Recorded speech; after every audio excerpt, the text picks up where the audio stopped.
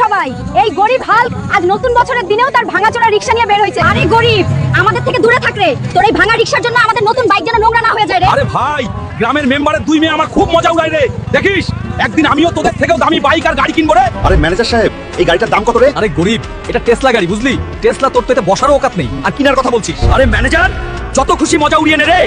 একদিন আমি তোর পুরো টেসলার সঙ্গে তোকেও কিনে নেবো রে। হায় রে, এখন আমি এত টাকা কোথা থেকে পাবো যে গাড়ি কিনে ওই ম্যানেজারকে দেখাতে পারবো? শোনো শোনো গ্রামবাসী, যে এই দুই মাথাওয়ালা ট্যান ট্যান পালোয়ানকে হারাতে পারবে সে পাবে সোনার জুতো আর পুরো 150 কোটি টাকা। কি রে, 150 কোটি টাকা আর সোনার জুতো?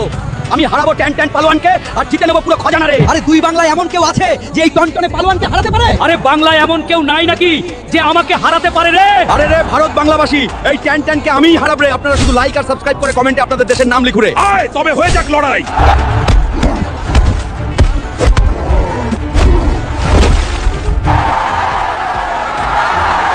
আরে ম্যানেজার, তুই আমার মজা উড়িয়েছিলি। এই নে সোনার জুতো আর 200 কোটি টাকা, এখন বেরিয়ে যাই শোরুম থেকে।